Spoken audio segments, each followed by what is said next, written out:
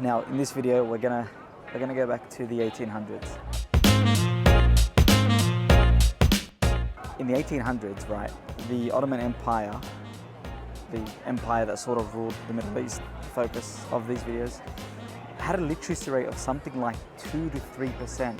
So like, not much at all. And so if you compare it to Europe at the time, they were ranging from like 40 to 60%.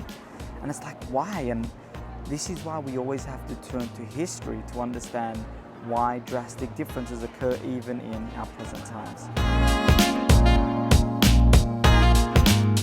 Now, literacy is only one example of how we see this difference between Europe and the Middle East.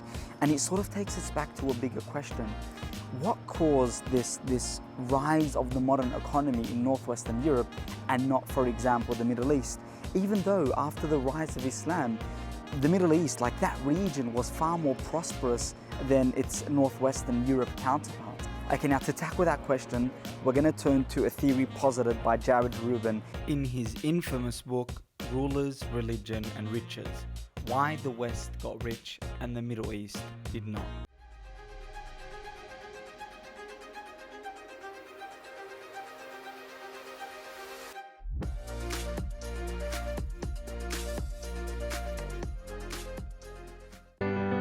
Now, to start us off, we're going to look at an example. In the 15th century, the printing press was invented, like a massive deal at the time. It allowed people to spread knowledge without having to transcribe it themselves. It allowed widespread ideas to go around, to flow, and knowledge to disseminate quite rapidly. But in 1485, the Ottoman Sultan issued a verdict forbidding the use of the printing press when it comes to Arabic text. Okay, now let's take this example of the press and link it to Rubin's theory. Now, Rubin basically proposes that the power, the legitimating power that Islamic scholars have over Christians is what inhibited this development in the Middle East. And this is just one example when it comes to literacy. Let's break that down by looking at this diagram. The ruler of a state or empire lays at the top. Rubin explained that two factors cause obedience to a ruler: coercion and legitimacy. Coercion is quite simple. You have the power to force your people to obey. But legitimacy is where this difference comes into play. In the Islamic world, a ruler's legitimacy is highly dependent on the Islamic scholar's opinion and advice. So if an Islamic scholar agrees with the ruler's, their rule, then they can increase their legitimating power.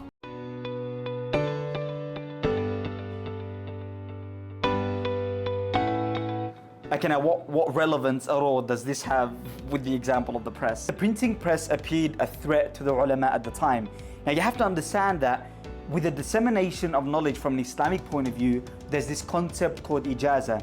Ijaza is basically transferring credibility of a source, of a text, to another through a verification process. So for example, you study a text from your scholar and they give you this credibility, they give you this accreditation that you've understood the text. You have the authority to teach this. But the press threatened that. The press threatened this idea of direct transmission, and it allowed for people to access knowledge without needing to go through this process. So Rubin says that it threatened their monopolization of knowledge. Now whether you want to label it that or not is up to you, but according to this theory, this is where the press sort of came in and where it caused a threat. Consequently, they spoke against the press.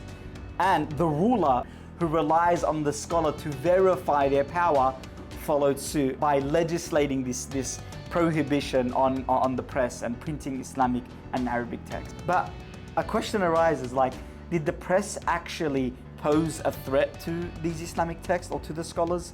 Now we can turn our eyes towards Martin Luther's Reformation at the time, and that sort of gives us a bit of a clue. Thanks for watching.